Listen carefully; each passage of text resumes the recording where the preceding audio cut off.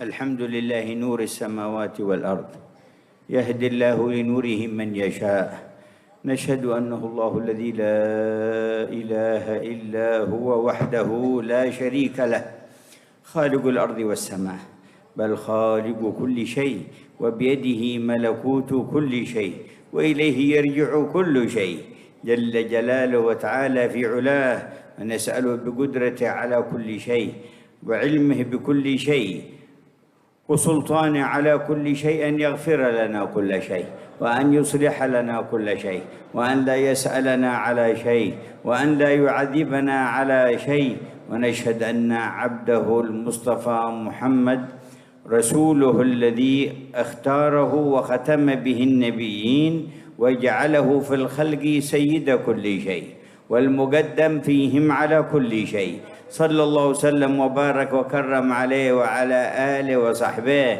ومن سار في دربه بصدق من غير التفات ولا لي وعلى آبائه وإخوانه من الأنبياء والمرسلين الذين اعتلوا القمم في الفهم عن الله الحي فكانت حياتهم خير حياة وأطيب حياة حيوها في عالم الأرواح ثم الفترة التي أو المدة التي قضوها على ظهر الأرض في هذه الدنيا فكانوا مصدر البركة بحياتهم تلك.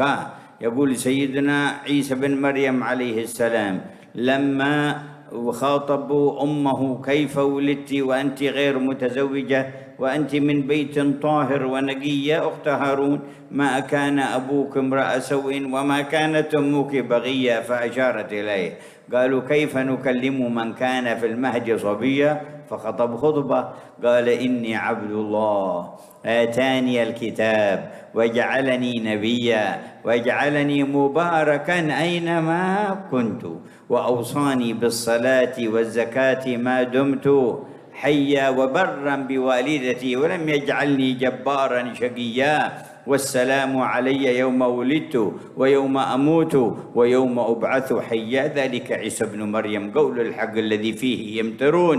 سبحان الخالق جعلهم بركة من مولدهم إلى أيامهم إلى وفاتهم وجعل حياتهم في البرزخ أكمل الحياة وجعل حياتهم في القيامة أكمل الحياة ثم جعل حياتهم في الجنة أعلى وأشرف وأبهى وأبهج حياة. Segala puji bagi Allah, cahaya bagi langit dan bumi.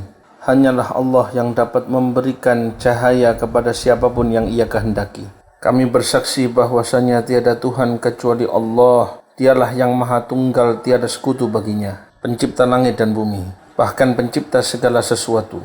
Dan hanya di bawah kendalinya kekuasaan akan segala sesuatu. Hanya kepadanya segala sesuatu akan kembali. Maha besar dan maha tinggi Allah. Maka kami memohon demi keagungan Allah atas segalanya, demi pengetahuannya atas segalanya, dan kekuasaannya atas segala sesuatunya, semoga Ia berkenan mengampuni segala sesuatu dari kita dan berkenan memperbaiki segala sesuatunya pada diri kita, tidak menanyai kita akan sesuatu pun, dan tidak menyiksa kita atas sesuatu apapun. Dan kami bersaksi bahwa Sang Baginda Nabi Muhammad, hamba pilihannya untuk menjadi Rasulnya dan penutup para Nabi, serta dijadikan pemimpin segala sesuatu di tengah makhluknya, dan teristimewa di kalangan mereka untuk segala sesuatunya. Semoga Allah limpahkan sholawat, keberkahan dan salam atas beliau beserta keluarga dan para sahabatnya, dan untuk siapapun yang mengikuti jejak beliau dengan baik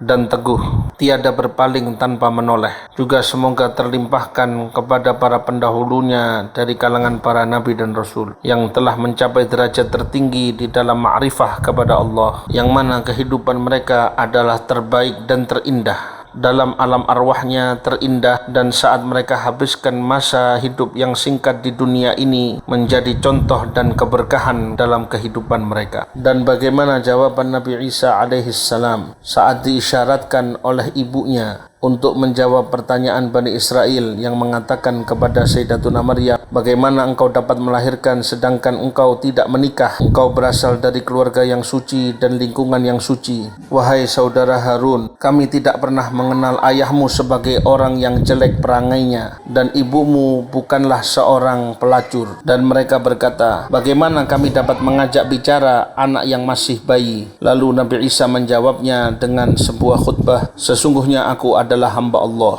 Aku telah diberi kitab oleh Allah dan dijadikan seorang nabi, dan aku dijadikan keberkahan dimanapun aku berada, dan aku diperintahkan untuk sholat dan mengeluarkan zakat selama aku hidup, dan berbakti kepada ibuku, dan aku tidak disuruh untuk menjadi orang yang kejam yang membawa kesialan. Salam sejahtera di hari aku dilahirkan, di hari aku wafat, dan di hari aku dibangkitkan hidup kelak. Itulah Isa bin Maryam, firman Tuhan yang benar dan nyata yang mereka meragukannya. Maha suci Allah Sang Maha Pencipta, yang mana Ia jadikan mereka sebagai berkah sejak hari mereka dilahirkan, sejak hari hidup mereka sampai mereka wafat, dan Allah jadikan kehidupan mereka di alam barzakh dengan sangat sempurna. Begitu juga di hari kiamat, sangat sempurna, dan kelak di akhirat dalam surga kehidupan mereka lebih indah, lebih sempurna, dan lebih agung.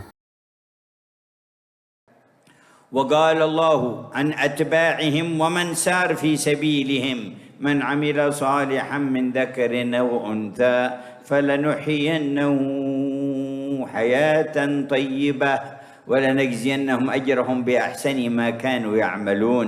اللهم اجعلنا منهم يا رب، اللهم اجعلنا منهم يا رب، من الذين آمنوا وعملوا الصالحات على الوجه الأرض الأحب إليك يا رب السماوات والأرضين. لا تسلط علينا أنفسنا ولا أهواءنا ولا شياطين الإنس ولا شياطين الجن ولا قاطعا يقطعنا عنك ولا حاجبا يحجبنا عن رضاك الأكبر والقرب منك والفهم عنك والمعرفة بك يا الله.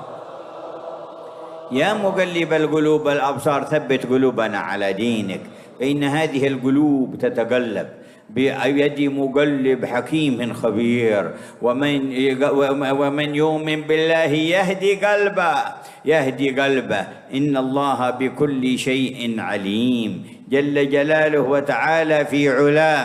والهداية للقلب إذا جاءت انشرح الصدر وانفسح، والعلامة التجافي عن دار الغرور والإنابة إلى دار الخلود والاستعداد للموت قبل نزوله. وبهذا الانشراح تزداد الهداية معنى فوق معنى، ودرجة فوق درجة، ورتبة بعد رتبة، وسعة بعد سعة.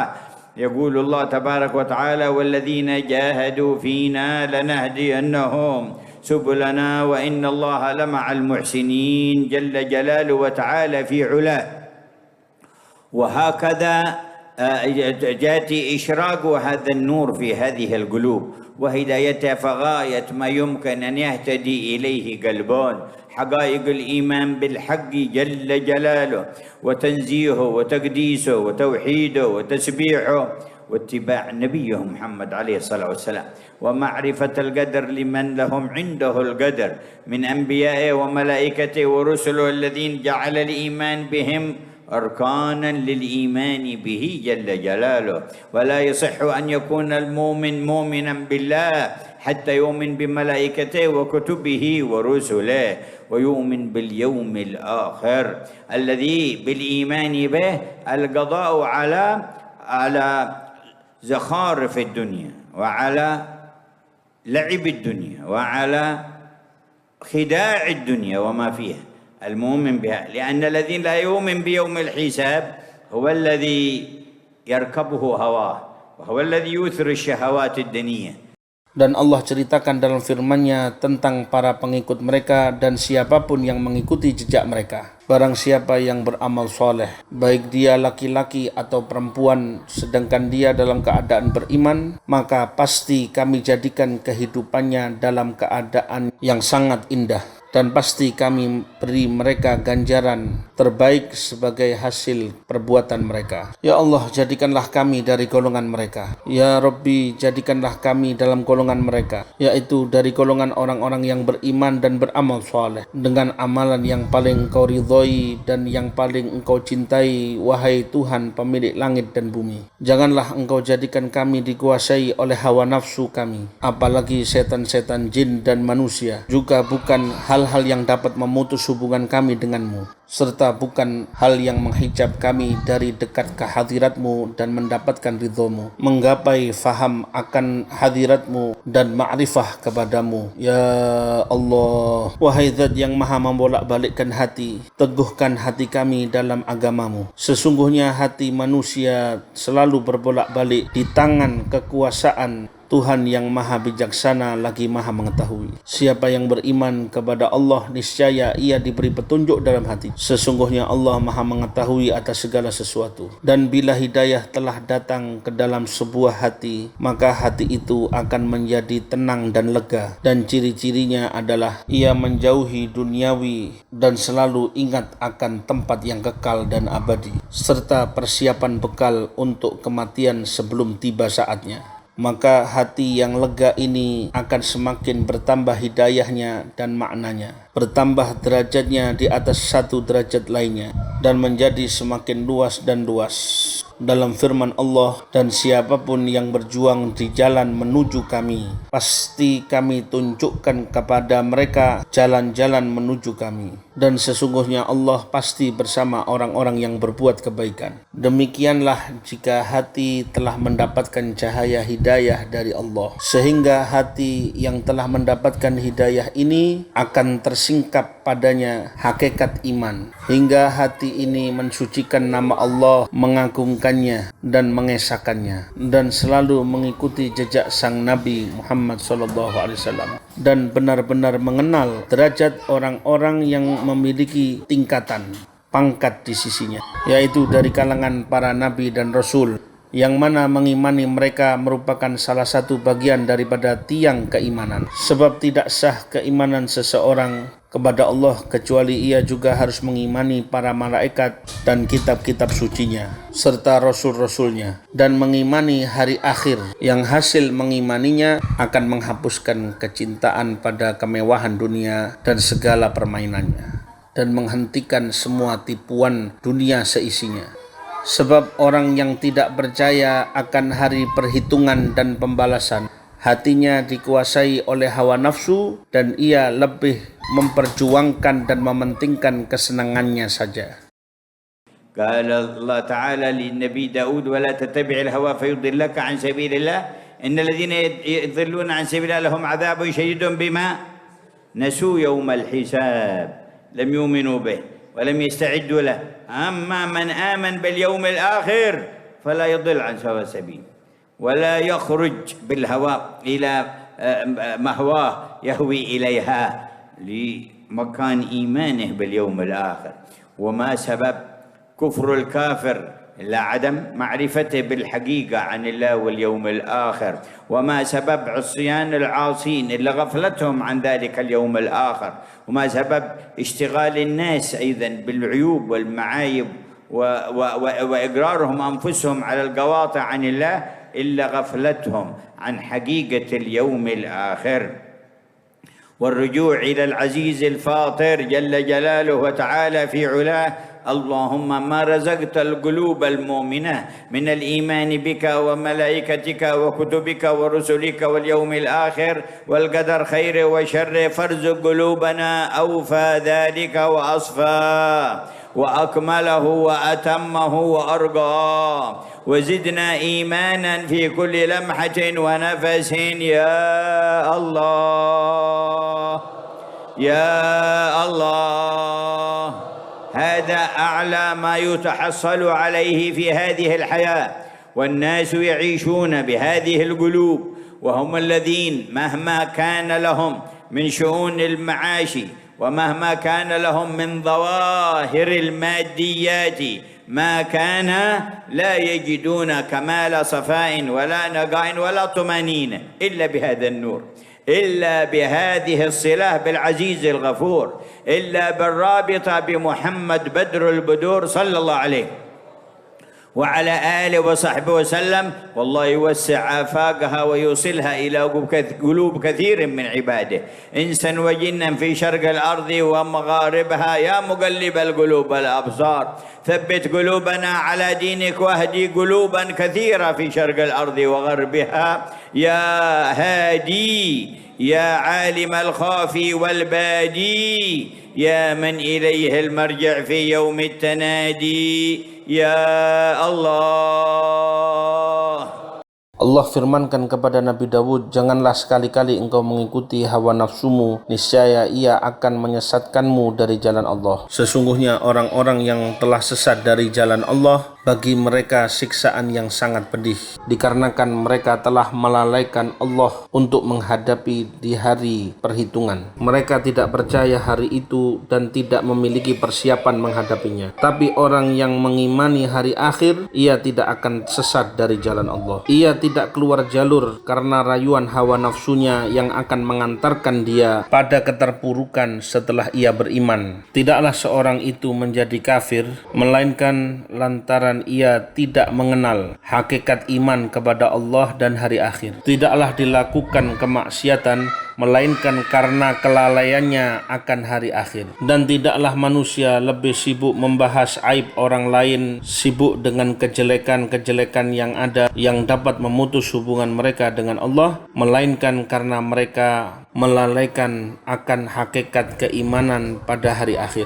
Lupa kalau mereka akan kembali kepada Allah Sang Maha Pencipta lagi Maha Perkasa. Ya Allah, sebagaimana Engkau telah rezekikan di hati orang yang mengimani akan Zat-Mu, para malaikatmu, kitab-kitab suci-Mu, para rasul-Mu, hari akhir dan qadha takdir yang baik dan jelek, maka berikanlah kepada kami keimanan yang terbaik dan yang tersuci, paling sempurna dan paling tinggi, dan tambahkanlah keimanan tersebut dalam hati kami pada tiap detik dan nafas. Ya Allah, ya Allah, inilah anugerah terbesar yang bisa didapatkan dalam kehidupan ini. Biarpun manusia yang lain sibuk di dalam hiruk pikuk kehidupan mereka dan pekerjaan mereka, tetap saja tidak bisa mendapatkan ketenangan yang murni dan hati yang bersih kecuali dengan cahaya iman ini, kecuali dengan berhubungan kepada Allah yang Maha Agung lagi Maha Pengampun, dan hubungan hati dengan Nabi Sang Cahaya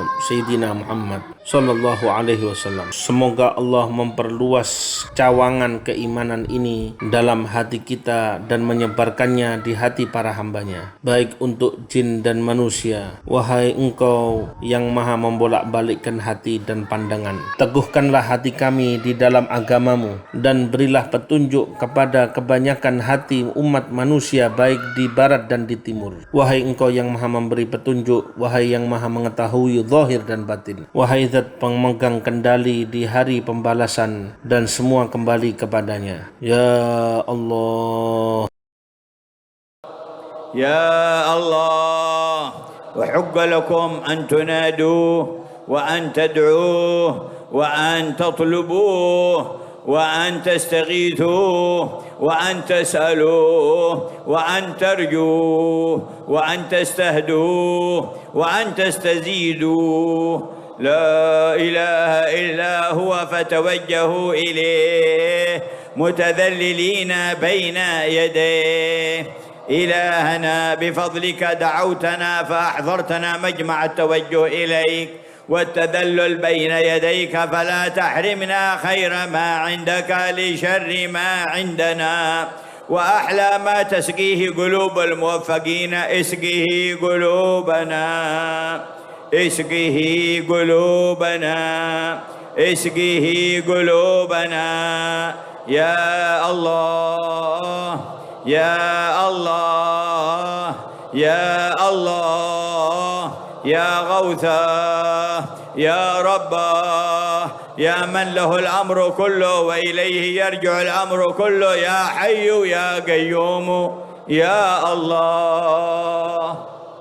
هو ملجأكم فنادوه يا الله، وهو ملاذكم فاطلبوه يا الله، وهو مرجعكم فالجوا إليه خاضعين خاشعين، وقولوا بالقلوب والألسن يا الله. يا معدا لكل شدة، يا كافيا في كل مهمة، يا دافعا لكل أذية، يا حصننا الحصين، يا حرزنا المتين، يا من يكفي من توكل عليه، ومن يتوكل على الله فهو حسبه، يا من يكفي من كل شيء ولا يكفي منه شيء، اكفنا كل سوء حاط بعلمك في الدنيا والآخرة، واجعلنا من أهل الوجوه الناظرة التي هي إليك ناظرة يا الله يا الله. غنيمة الحياة زيادة النور في قلوبكم، في المعرفة بربكم والقرب من إلهكم، وحسن الظن في خالقكم، وحسن التذلل بين يديه، وطلب رضوانه. فالله يزيدنا وإياكم من هذه العطايا والمنح والهبات والهدايا في الظواهر والخفايا. آمين يا الله، آمين يا الله، آمين يا الله، يا أكرم الأكرمين ويا أرحم الراحمين. Ya Allah, dan sangatlah layak bagi kalian untuk memohon kepadanya, berharap kepadanya, meminta pertolongannya, memanggil namanya, berharap dan memohon petunjuknya, meminta tambahan anugerahnya. Sebab tiada Tuhan kecuali Dia, maka arahkan hatimu kepadanya dengan segala kerendahan di hadapannya. Wahai Tuhan kami, Engkaulah yang mengundang kami untuk menghadirkan kami di dalam majlis berdoa kepadamu, untuk merendahkan hati di hadapanmu. Maka janganlah Engkau haramkan kami anugerah baik-Mu karena kemaksiatan kami, dan berikanlah minuman ternikmat yang Engkau berikan kepada hati seseorang, maka berikanlah minuman itu untuk hati kami. Tuangkanlah untuk hati kami. Tuangkanlah untuk hati kami. Ya Allah, ya Allah, ya Allah. Wahai yang Maha Penolong, wahai Tuhan kami, tolonglah. Wahai pemegang kendali semua urusan dan kepadanya semua urusan kembali. Wahai yang Maha Hidup lagi Maha Berdiri sendiri, ya Allah, hanya kepadanya kalian kembali, maka serulah namanya. Ya Allah, Dialah tempat kamu bergantung, maka pintailah Ia. Ya Allah, kepadanyalah kalian akan kembali, maka mintalah kepadanya dengan hati yang penuh kerendahan, ketundukan dan kekhusyukan. Ucapkanlah dengan hati dan lisan kalian, satukanlah ya Allah. Wahai Engkau modal kami untuk menghadapi semua kesulitan. Wahai yang Maha melindungi dari semua kegentingan. Wahai yang melindungi kami dari semua gangguan. Wahai benteng kami yang kuat dan kokoh. Wahai Zat yang mencukupi siapapun yang bertawakal kepadanya. Siapapun yang bergantung kepadanya pasti akan tercukupi dari segala sesuatu, dan tiada sesuatu pun yang dapat terlepas darinya. Cukupilah dan lindungilah kami dari semua kejelekan dunia dan akhirat. Jadikanlah kami termasuk orang-orang yang dapat memandang kepada Allah. Ya Allah, ya Allah. Modal terbaik bagi kalian dalam hidup ini adalah bertambah cahaya iman di hati kalian. Cahaya mengenal Allah, cahaya dekat kepadanya, cahaya prasangka baik kepadanya, dan merendah hati dengan sebaik-baiknya di hadapannya, dan selalu menginginkan keridhoannya. Semoga Allah tambahkan anugerah ini untuk kalian, dan semua karunia dan hadiah zahir dan batin. Amin ya Allah. Amin ya Allah. Wahai Zat yang Maha Pemurah lagi Maha Penyayang. وكما أيقنتم أن الله يكفي من كل شيء ولا يكفي منه شيء، فمن العار ومن العيب ومن الضلال ومن الخيانة أن يتوهم عقل مسلم أن في شيء غير الصدق مع الله والصلة به والارتباط برسوله حقيقة سعادة أو راحة أو هناء أو طمأنينة. لا تخن فتصدق كلام الخائن الكذوب أن في شيئا من الرئاسات أو السياسات أو الوظائف أو غيرها مما تطمح إليه النفوس فيه غناء وفيه كفاية أو فيه حقيقة طمأنينة وسكينة. لا وعزة الله، لا وعزة الله. ولكن هذا العطاء ممنوح لمن قال الله عنهم الذين آمنوا وتطمئن قلوبهم بذكر الله، ألا بذكر الله تطمئن القلوب، ألا بذكر الله تطمئن القلوب. اجعل لنا طمأنينة بذكرك وقياما في محاريب شكرك وحسن امتثال لأمرك وحسن اجتناب وانزجار وبعد عن نهيك. يا الله يا الله، هذه عطاياك لمن ترضاهم فأعطنا وارتضنا معهم برحمتك يا أرحم الراحمين يا أرحم الراحمين يا أرحم الراحمين. انظر إلى أهل المجمع ومن يسمع وأعط كل واحد منهم هذا السول والمطمع.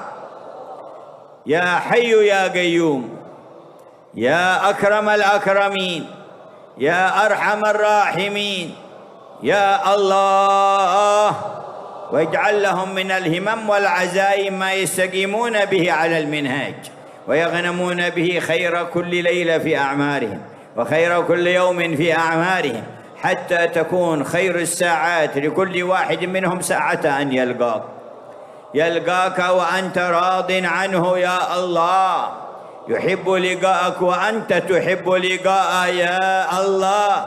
هبنا ذلك في المتكلم والحاضرين وجميع السامعين والمتعلقين. يا معطي العطايا ولا يبالي، ويا مجزل الهبات ولا يبالي، يا من خزائنه ملأى لا تنقص ولا تغيض. لا إله إلا أنت، خيرك دائما يفيض، فثبتنا على درب المصطفى وادفع عنا شر عدوك البغيض. يا حي يا قيوم يا الله.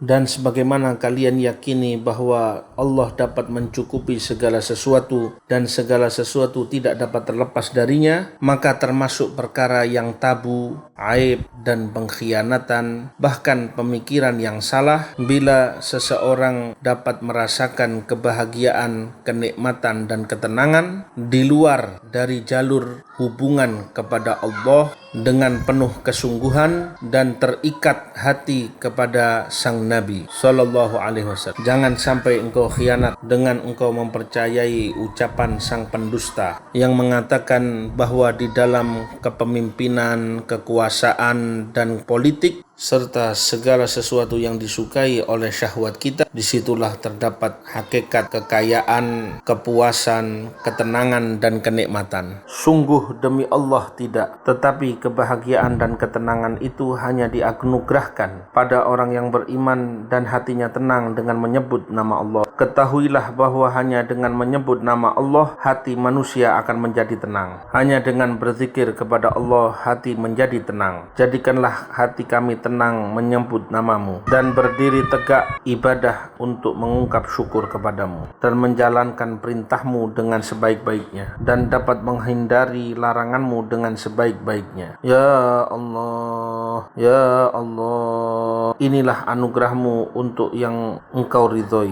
Jadikanlah kami termasuk orang yang engkau ridhoi bersama mereka. Semua berkat rahmat dan kasih sayangmu, wahai Zat yang maha pengasih, wahai Zat yang maha pengasih, wahai Zat yang maha pengasih, berilah kami pandangan kasih sayang untuk yang hadir dan yang mendengar. Berilah kepada masing-masing dari mereka anugerah ini ya Allah. Wahai Engkau yang maha hidup lagi maha berdiri sendiri, maha pemurah lagi maha penyayang. Ya Allah, berilah mereka semangat untuk terus teguh di dalam jalan yang benar dan memanfaatkan semua umur mereka dengan baik, baik malam dan siang hari dengan sebaik-baiknya, hingga saat terbaik bagi masing-masing dari mereka adalah saat berjumpa denganmu. Ia berjumpa denganmu sedangkan engkau ridho kepadanya, ya Allah. Cinta bertemu denganmu dan engkau juga cinta bertemu dengannya, ya Allah. Berikanlah anugerah ini untuk kami semuanya, baik yang berbicara maupun yang hadir maupun yang mendengar, dan juga yang terikat hatinya bersama kami. Wahai yang maha memberi anugerah yang agung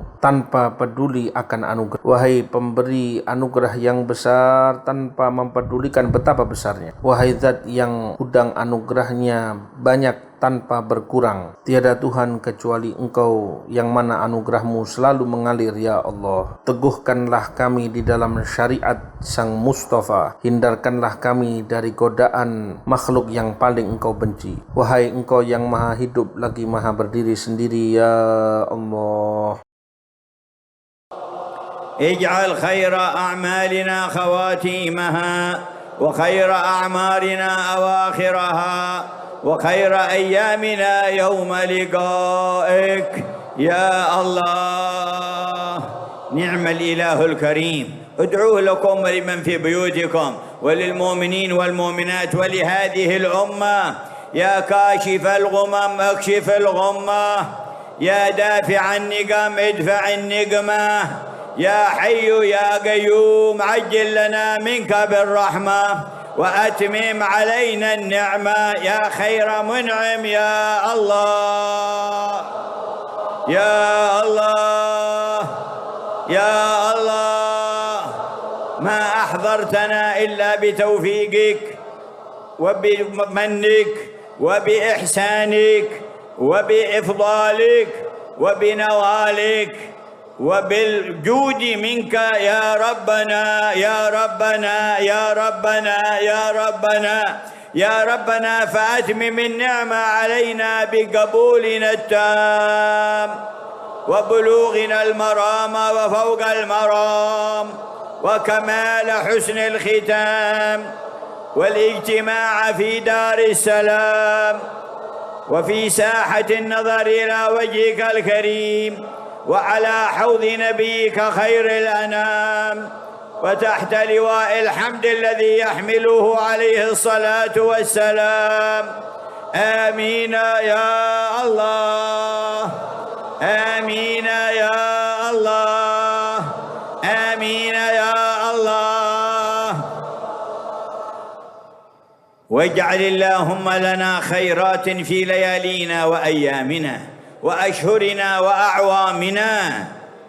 وإذ ينتصف علينا الشهر الثاني من العام الجديد 44 بعد 400 والألف من هجرة نبيك، فاجعل باقي خيرا لنا من ماضيه، واجعل لنا فيه استعدادا لشهر ربيع الأول الذي أبرزت لنا فيه النور المبين وأوجدت فيه سيد المرسلين.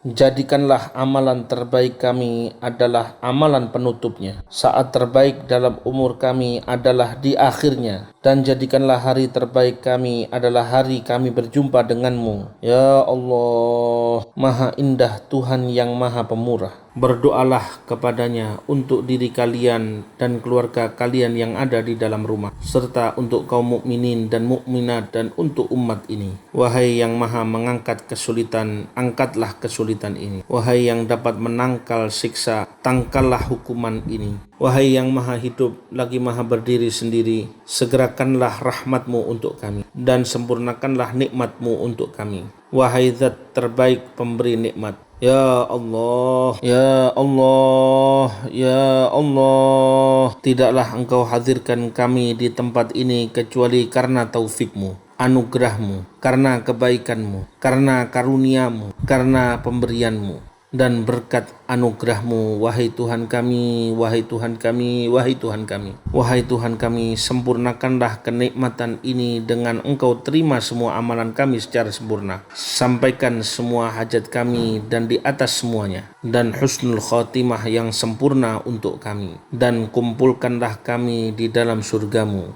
dan di tempat untuk dapat memandang wajahmu yang mulia. kumpulkan di dalam telaga nabimu manusia yang terbaik dan di bawah panji yang diemban oleh sang Nabi sallallahu alaihi wasallam. Amin ya Allah. Amin ya Allah. Amin ya Allah. Bagikanlah anugerah-anugerah baik-Mu baik di hari dan malam kami, di bulan-bulan kami dan tahun-tahun kami. Dan saat ini kami berada di pertengahan pada bulan kedua di tahun baru Hijriah ini, tahun 1444 Hijriah ini. Dari hitungan hijrah sang Nabi, jadikanlah yang tersisa lebih baik daripada yang sebelumnya. Berikanlah kepada kami persiapan batin menghadapi bulan Rabiul Awal yang Engkau tampakkan dan Engkau wujudkan cahaya yang jelas, yaitu yang Engkau munculkan Nabi pemimpin para Rasul.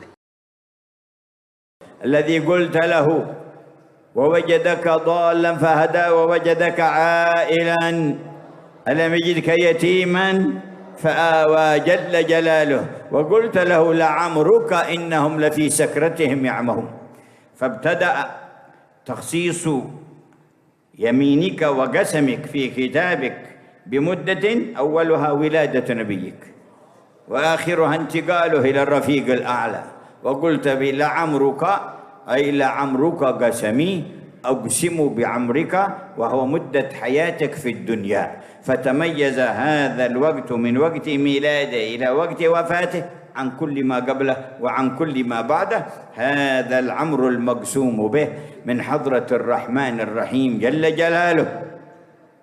وفي ذلك قال خير القرون قرني صلوات ربي وسلامه عليه. اللهم أكرمنا بنصيب وافر من ذلك النور واجعله يزداد إشراقه في الصدور وتنشرح به يا كريم يا عزيز يا غفور يا الله. اقبلنا في جمعنا وانظر إلينا وأقبل بوجهك الكريم علينا يا الله. وتظنون أن أي عبد أقبل الله بوجهه عليه يبيت الليلة وحاله حال غيره وشانه شان سواه؟ لا والله. يا فوز من أقبل الله عليه، يا فوز من نظر الله إليه برحمته، وفي كل ليلة يقبل على من يشاء ويقرب من يشاء، وأيدينا بالفقر مرتفعة إليه ممتدة إليه متذللين. يا رب اجعلنا ممن تقبل بوجهك الكريم عليهم في ليلتنا هذه الليلة الغراء، وأكرم بذلك من في ديارنا ومن في جوارنا وقراباتنا وأهالينا وأولادنا وطلابنا وذوي الحقوق علينا يا سامع الدعاء، يا من لا يخيب الرجاء، يا رب الأرض والسماء. يا الله اقبلنا على ما فينا، اقبلنا على ما فينا، اقبلنا على ما فينا، وأصلح ظاهرنا وخافينا يا أرحم الراحمين. الله الله يا الله لنا بالقبول.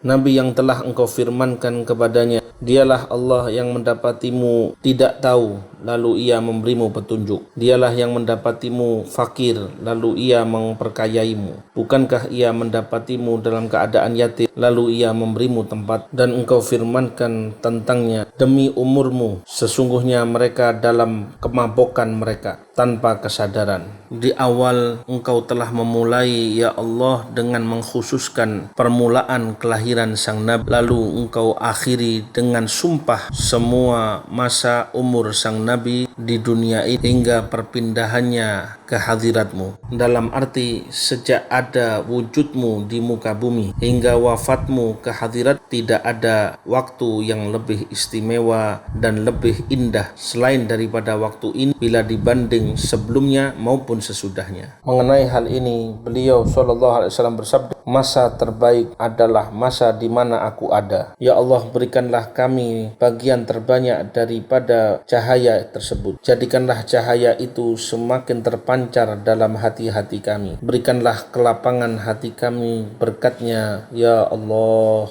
Kabulkanlah kami dalam perkumpulan ini. Pandanglah kami dan terimalah kami demi kemuliaan wajah-Mu yang mulia. Ya Allah, apa kalian mengira bila seorang hamba telah dihadapi oleh perhatian dari hadirat Allah, lalu di malam ini hatinya sibuk dengan yang lain, fokus kepada selain Allah? Sungguh demi Allah tidak. Sungguh beruntung orang yang mendapat perhatian dari Allah. Sungguh beruntung yang mendapat pandangan kasih sayang dari Allah. Pada tiap malam Allah perhatian kepada siapapun yang Ia kehendaki dan mendekatkan siapapun yang Ia kehendaki. Saat ini tangan kami terangkat dengan penuh kefakiran kehadirat-Nya, dengan penuh kerendahan. Ya Allah, jadikanlah kami termasuk orang-orang yang Engkau beri perhatian dengan wajah-Mu yang mulia, ya Allah. Terutama di dalam malam Jumat, malam yang penuh dengan cahaya ini. Dan muliakanlah dengan anugerah ini